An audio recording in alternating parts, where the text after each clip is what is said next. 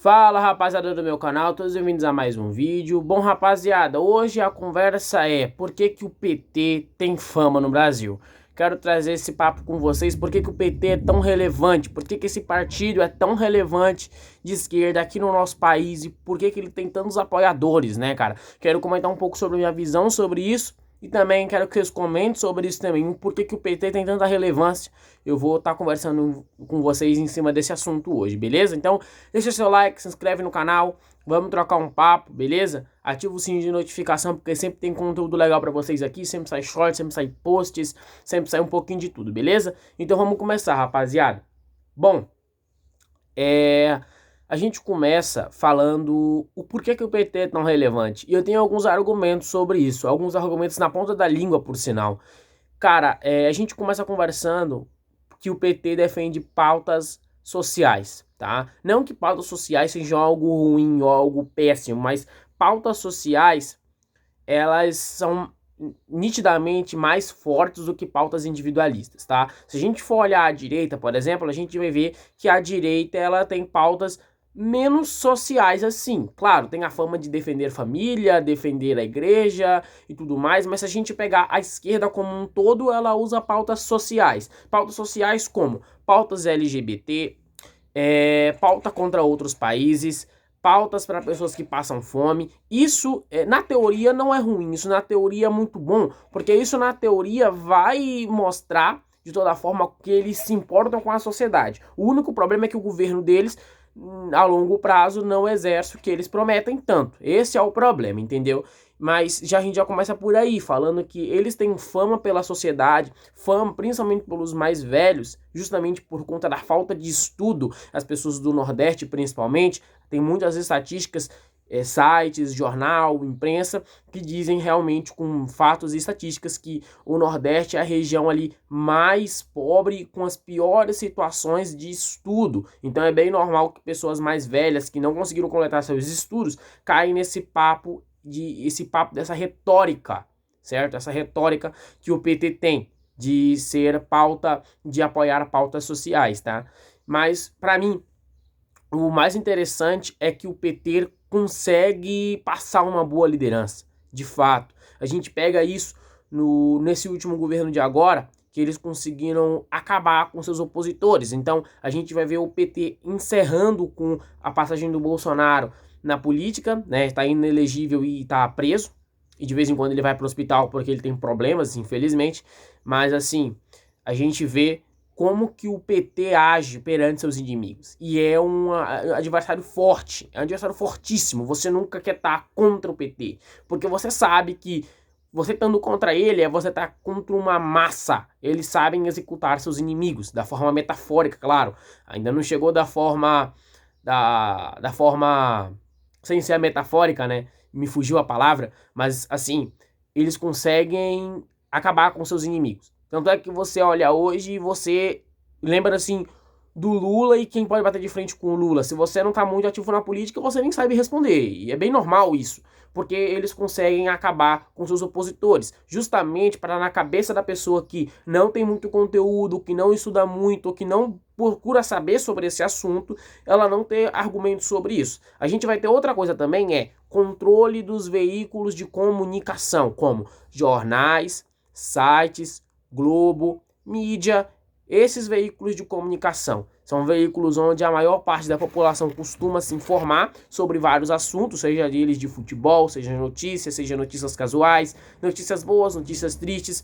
É o que mais passa e é o que mais está ativo. São o que? São notícias de veículos de comunicação. E o PT tem total controle sobre isso, querendo ou não. Eles conseguem ter o controle da mídia, né? Na fala que o Lula teve um tempo atrás, um pouco preconceituosa em relação a um quadro de um homem negro. Essa fala, ela não repercutiu na Globo. Essa fala, ela não apareceu na Globo. Em contrapartida, a gente vai ter também quando o Bolsonaro chamou uma japonesa de japonesa, mas ela era japonesa, você compreende isso? A etnia dela era japonesa, então não foi uma ofensa, entende? Quando você ataca alguém, entre aspas, claro, que ela já é aquilo. Vou dar um exemplo. Você vai atacar essa caneca aqui que eu tô segurando nesse exato momento. Ela é azul com bolinhas brancas. Se você falar que essa caneca era azul com bolinhas brancas num tom agressivo, você não tá sendo preconceituoso, entende? Foi exatamente o que o Bolsonaro fez. E assim, a mídia ela mostrou isso de uma forma totalmente exagerada. Então, querendo ou não, o PT tem controle sobre as mídias. E ninguém tá fazendo nada sobre isso. E dificilmente alguém vai fazer. Porque foi o que eu falei no outro argumento. Se você bate de frente contra o PT, você sabe que não vai dar problema. Porque você sabe que eles são uma grande massa, onde eles vão conseguir acabar com seus inimigos, acabar com seus opositores. Isso é bem importante, isso é bem interessante. Porque isso é o que a maioria dos governos fez. A gente pode ver o governo da União Soviética, que acabou com seus inimigos, e até os próprios comunistas, né, foram tirados para bosta na época, né? Ali depois que foi o Stalin que assumiu o poder, acho que foi o Stalin, se não me falha a memória. Depois que ele assumiu o poder, ele acabou com todos os outros comunistas, né, que eram também do seu próprio partido. E porque, assim, comunista desde sempre, ele quer acabar e quer fazer uma revolução, né? E essa revolução, querendo ou não, ela vai envolver agressão. Não tem como você fazer uma revolução de uma forma pacífica. Essa revolução, ela vai haver guerra, ela vai haver embate de ideias. E exatamente o que a União Soviética fez é exatamente o que o PT faz. Então ninguém quer se meter com isso. Ninguém quer se meter com eles, entendeu? Isso é o que mantém eles relativamente relevantes na cena da política e até hoje não ter caído. Mas anda acontecendo coisas interessantes, como a esquerda perdendo relevância na América Latina aqui, né? A gente pode ver a Argentina crescendo cada vez mais, a gente pode ver posicionamentos de Javier Milei de uma forma agressiva perante os governos de esquerda, e a gente pode ver também a leve ruína que o PT está se tornando, pelo menos esse ano de 26 até agora. Entende? Você vê pelo menos menos pessoas mais jovens defendendo esse partido, justamente porque por conta do estudo e por conta de muitas coisas, quando você pega para estudar, você percebe que não faz sentido ou que há contradições. O Lula mesmo, que foi julgado em 3 instâncias, a mídia evita esconder isso a todo custo, entende? Você não vê mais a mídia falando sobre isso, você não vê a mídia tocando sobre isso, e quando você pesquisa, seja no Google, no Chrome, pelo PC, pelo celular, independente de qual celular que você pesquise, você dificilmente vai achar essa notícia. Você vai demorar para achar essa notícia. Por quê? Porque parece que os veículos de comunicação e mídias tentam sempre diminuir essas coisas. E uma coisa que o Olavo de Carvalho falou legal, admiro muito o Olavo de Carvalho. Para mim, o Olavo de Carvalho, ele é um dos melhores filósofos que eu já tive a oportunidade de entender as suas ideias. De início foi complicado, mas depois que eu entendi as suas ideias e os seus princípios e o que ele queria passar, posso falar para você com uma facilidade imensa que o Olavo de Carvalho é um dos melhores filósofos que eu já estudei sobre, tá? E a gente pode ver que o Olavo de Carvalho vivia batendo na tecla que a direita não consegue bater de frente com seus inimigos justamente por tratar inimigos como se fossem amigos. E isso é uma tecla que ele batia a todo momento e que ele alertou o Bolsonaro a todo momento. E quando a gente troca de lugar, a gente vê que a esquerda não deixa seus inimigos respirarem em nenhum momento, certo? Em nenhum momento.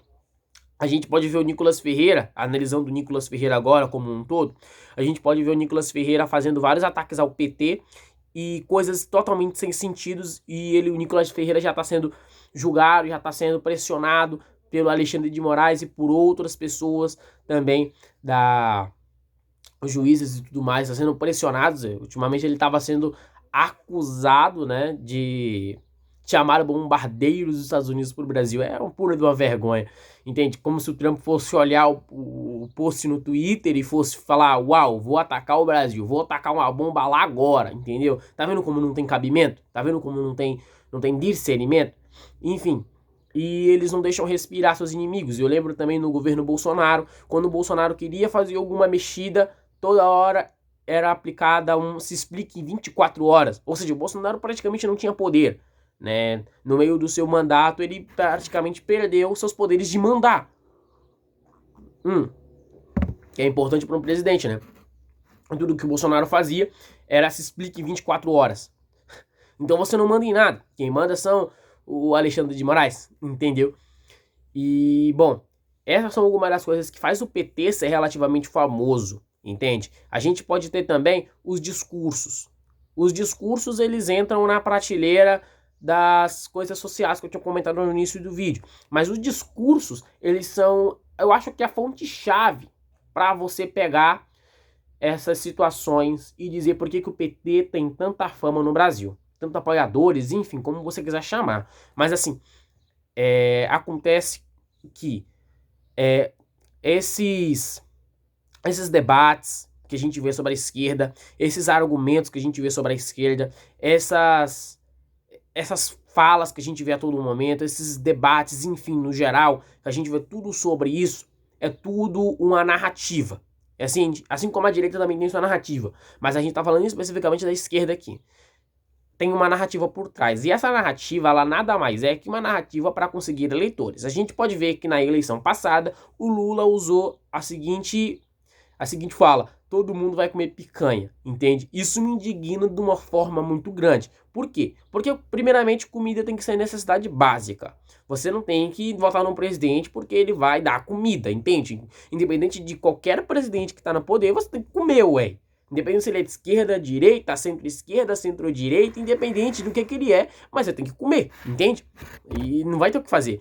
E o Lula, ele conseguiu pegar essa ideia, né, de picanha e conseguiu ganhar eleitor em cima disso, fazendo a cabeça de muita gente. Isso é discurso político forte, coisa que o Bolsonaro e os outros que estavam concorrendo com ele não teve. A gente pode ver um que teve discurso grande, forte, mas não rendeu muito, que foi Enéas Carneiro. Ele fazia discursos absurdos, mas infelizmente nunca conseguiu chegar à presidência. Acho que o mais perto que ele chegou foi em terceiro lugar. Mas a gente vê os discursos como a maior fonte de comunicação, na minha opinião, do PT ter tanta relevância como ele tem hoje. Beleza, rapaziada? Mas é isso, se inscrevam no canal, deixa seu like, essa é a minha opinião sobre. Qualquer coisa eu posso fazer uma parte 2 se eu ver que faltou alguma coisa aqui. E Deus abençoe todo mundo, tomem café porque é muito bom. Valeu e fui!